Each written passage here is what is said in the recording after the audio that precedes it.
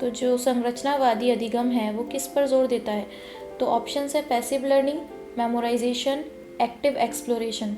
तो सेम संरचनावादी अधिगम भी क्या है, करके सीखने पे जोर देता है, एक्टिव एक्सप्लोरेशन पे ही जोर देता है। तो इसका करेक्ट ऑप्शन हो जाएगा एक्टिव एक्सप्लोरेशन। यहाँ पे देखिए बच्चा क्या कर रहा है, पहले चीज़ों को एक्सप्लोर करेगा, अपने आप से उनको समझेगा, देन जाके वो क्या कर पाएगा उन चीज़ों में। Welcome back to my channel. तो आज हम करने वाले हैं previous year based most repeated questions for teaching exams, जो हर बार टीचिंग के एग्जाम्स में पूछे जाते हैं। और ये क्वेश्चंस की सीरीज़ का डे 2 है। तो हम करने वाले हैं ये पेडागोजी के, चाइल्ड डेवलपमेंट एंड पेडागोजी के सेक्शन से, जो कि CTET, TET, TSSB, KVS, UP TET सबके लिए बहुत ज़्यादा इंपॉर्टेंट क्वेश्चन रहने वाले हैं। और ये सीरीज़ आपको हेल्प करेगी 30 आउट ऑफ 30 का स्कोर करने में। तो आइए स्टार्ट करते हैं वीडियो को। अगर आपने मेरे चैनल को अभी तक सब्सक्राइब नहीं किया है तो जल्दी से जाके मेरे चैनल को सब्सक्राइब कर दो और बेल आइकन को प्रेस करना मत भूलना, ताकि जो वीडियोस के नोटिफिकेशन है वो सबसे पहले आपको मिले। तो देखते हैं अपना question number 1। So question number 1 क्या बोलता है?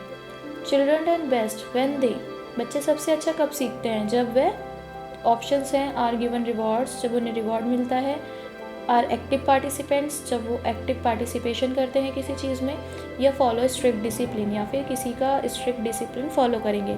तो बच्चे जो है ना कब सीखेंगे, तो इसका ऑप्शन सही है आर एक्टिव पार्टिसिपेंट। जब वो एक्टिवली किसी चीज़ में पार्टिसिपेशन करते हैं तब बच्चा जो है बहुत अच्छे से चीज़ों को सीखता है। आगे बढ़ेंगे। दूसरा क्वेश्चन है कंस्ट्रक्टिविस्ट लर्निंग अप्रोच किस पर जोर देती है?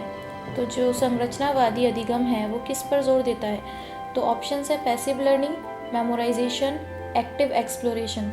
तो सेम संरचनावादी अधिगम भी क्या है, करके सीखने पे जोर देता है, एक्टिव एक्सप्लोरेशन पे ही जोर देता है। तो इसका करेक्ट ऑप्शन हो जाएगा एक्टिव एक्सप्लोरेशन। यहाँ पे देखिए बच्चा क्या कर रहा है, पहले चीज़ों को एक्सप्लोर करेगा, अपने आप से उनको समझेगा, देन जाके वो क्या कर पाएगा, उन चीज़ों को सीखेगा। Third question is reciprocal teaching का मुख्य उद्देश्य क्या है? रेसिप्रोकल टीचिंग का मुख्य उद्देश्य के ऑप्शन में हमें क्या दिया है? रीडिंग कॉम्प्रिहेंशन को सुधारना, स्पेलिंग सीखना, ग्रामर सुधारना। तो इसका करेक्ट ऑप्शन होगा रीडिंग कॉम्प्रिहेंशन सुधारना, क्योंकि रेसिप्रोकल टीचिंग में जो है रोल्स एक्सचेंज होते हैं, टीचर बच्चा एक साथ मिलके बैठते हैं और जो उनकी जो रीडिंग कॉम्प्रिहेंशन है उसको सुधारा जाता है। यहाँ देखिए बच्चा जो है किताबें पढ़ रहा है, सीखेगा, और इसमें उनकी हेल्प करेंगे उनके टीचर्स। क्वेश्चन नंबर 4 है ये, बच्चों में मॉरल डेवलपमेंट का अध्ययन किसने किया? तो ऑप्शंस आपको दिए हुए हैं, कोल्डबर्ग ने, स्किनर ने, या फिर चॉम्स्की ने। तो हमारे 3 ऑप्शंस में से जो करेक्ट ऑप्शन रहने वाला है वो रहने वाला है कोल्डबर्ग, क्योंकि कोल्डबर्ग ने ही हमें मॉरल डेवलपमेंट की 3 स्टेजेस दी थी, जिसमें फर्स्ट स्टेज होती है प्री कन्वेंशनल, सेकेंड होती है कन्वेंशनल, एंड थर्ड होती है पोस्ट कन्वेंशनल। आप चाहे तो इसका स्क्रीनशॉट ले सकते हैं। आगे बढ़ते हैं नेक्स्ट क्वेश्चन की तरफ। एरिक्सन की साइकोसोशियल थ्योरी में कुल कितने स्टेजेस होते हैं? एरिक्सन की साइकोसोशियल जो थ्योरी है उसमें कितने स्टेजेस हैं? तो ऑप्शन है 5, 8 या फिर 3।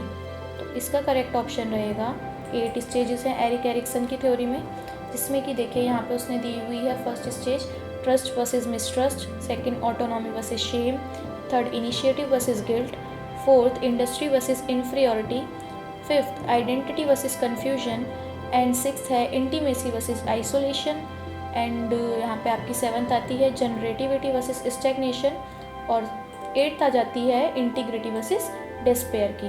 तो ये हमारी 8 स्टेजेस हैं। और ये देखिए आप चाहे तो इसका स्क्रीनशॉट ले लीजिए, एज पर एज कौन सी स्टेज होती है और क्या वर्च्यू निकल के आता है उनका।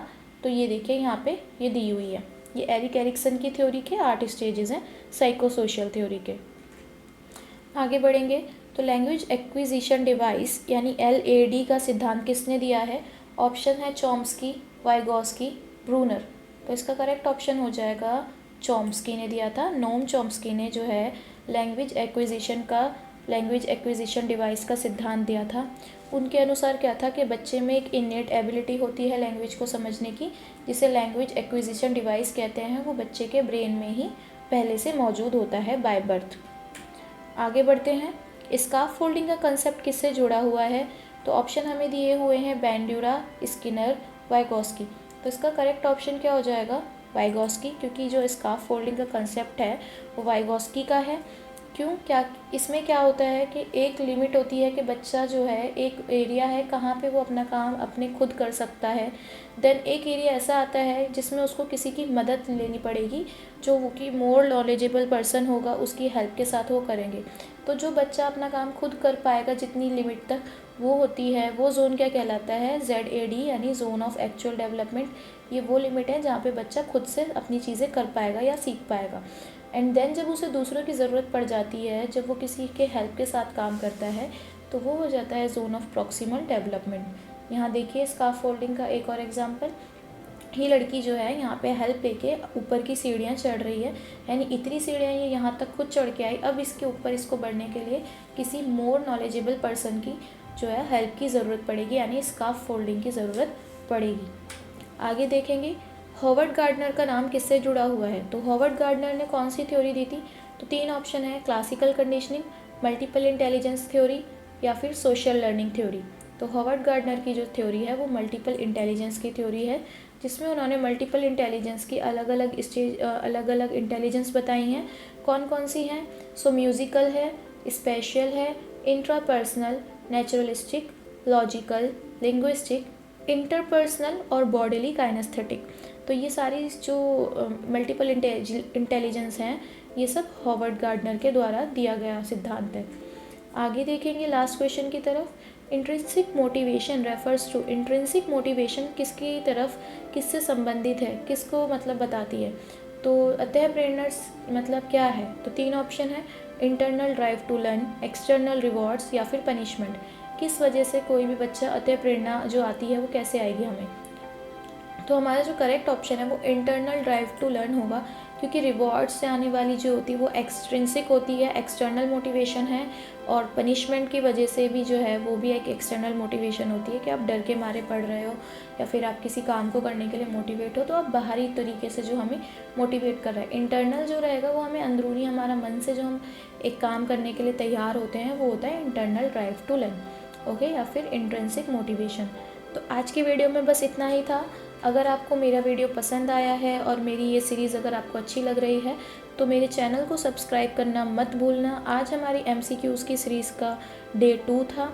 अगर आप भी टीचिंग एग्ज़ाम्स की तैयारी कर रहे हो, आपके फ्रेंड्स भी कर रहे हैं, तो उनके साथ भी मेरे चैनल को शेयर करिए, वीडियो को लाइक करिए, वीडियो को शेयर करिए और सब्सक्राइब प्रेस करना मत भूलना। मिलते हैं नेक्स्ट वीडियो में, तब तक के लिए take care and bye bye.